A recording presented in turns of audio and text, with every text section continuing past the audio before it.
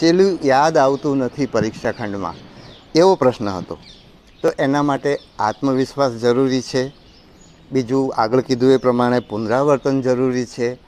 ત્રીજું, પાછળના વર્ષોના પ્રશ્નપત્રો કરવા જરૂરી છે, અથવા તો પ્રેક્ટિસ પ્રશ્નપત્રો કરવા જરૂરી છે.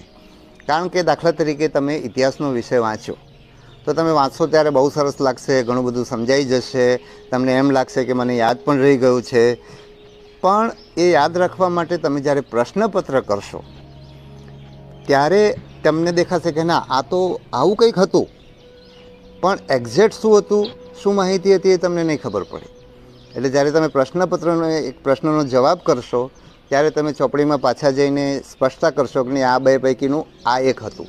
તો એનાથી શું થશે કે તમારી માહિતી ચોખ્ખી થતી જશે. આવું કંઈક હતું એની જગ્યાએ આ જ હતું એ સ્તરે તમે પહોંચતા જશો. એટલે તમે વાંચો એની પાછળ તમારે પ્રશ્નપત્રો પણ, પ્રેક્ટિસ પ્રશ્નપત્રો પણ જુદી જુદી પરીક્ષાના કરશો તો તમને વાંચેલું યાદ રાખવામાં ઉપયોગી થશે. બીજું, તમે એવું માનશો કે મને પરીક્ષા ખંડમાં યાદ આવતું નથી, તો એ માન્યતા પણ તમને યાદ આવવામાં નડતરરૂપ થશે. સામાન્ય રીતે મારો અનુભવ એ છે કે આપણે વાંચીએ ત્યારે ખૂબ બધું વાંચ્યું હોય એટલે પરીક્ષા પહેલાં આપણને હંમેશા એવી ચિંતા થતી હોય છે કે પરીક્ષામાં મને યાદ નહીં આવે.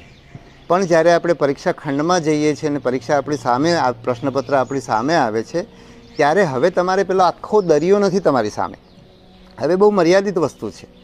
એટલે તમને એ યાદ આવવામાં મુશ્કેલી ઓછી પડે છે. ખાલી તમારે માન્યતા તમને ના નડે તો તમને જલ્દીથી યાદ આવે છે. બીજું, તમારી પાસે મોટાભાગના આપણી પરીક્ષાઓ છે MCQ પ્રકારની છે, હેતુલક્ષી પ્રકારની છે. એટલે એની અંદર તમારી પાસે 4 વિકલ્પો છે. એટલે તમે એલિમિનેશનથી પણ, એટલે કે આ 4 પૈકી આ 2 વસ્તુ નથી એમ કરીને તમારા ઘણા બધા જવાબો થઈ જશે. એટલે તમારે એવી માન્યતા રાખવાની નથી. અને એ માન્યતા તમારી દૂર થાય એના માટે તમે પ્રેક્ટિસ પ્રશ્નપત્ર કરશો તો તમને ખૂબ બધું ફાયદો થશે. બીજો એક પ્રશ્ન હતો કે શું વાંચવું તેનો ખ્યાલ આવતો નથી. તો એમાં પાછળના વર્ષોના પ્રશ્નપત્રો, જે લોકોએ આ પરીક્ષા પાસ કરી છે એવા લોકોને પૂછીને આપણે શું વાંચવું એ નક્કી કરીએ. આપણા મિત્રો શું વાંચે છે, એમણે જે વાંચ્યું છે એ પરીક્ષા સાથે બંધ બેસતું છે. કારણ કે કોઈકને કોઈક પુસ્તક જડી જશે, કોઈકને કોઈક સાહિત્ય જડી જશે, જે સાહિત્ય જડી ગયું હશે, જે સાહિત્ય તમારા માટે ઉપયોગી થઈ શકે. પછી એક પૂછ્યું છે કે રિવિઝન કેવી રીતે કરવું,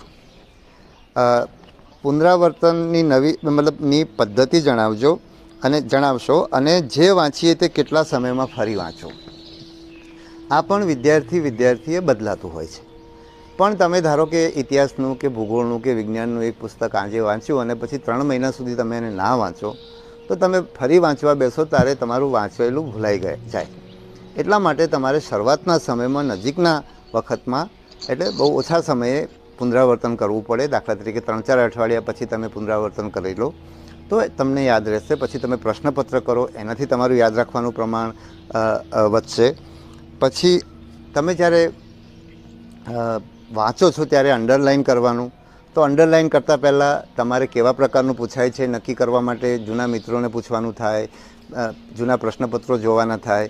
એટલે તમે જ્યારે વાંચવા બેસો ત્યારે તમે કામની જ વસ્તુ અંડરલાઇન કરો. મેં અગાઉ કહ્યું હતું એમ પ્રમાણે પહેલી વાર વાંચો ત્યારે પેન્સિલથી અંડરલાઇન કરો.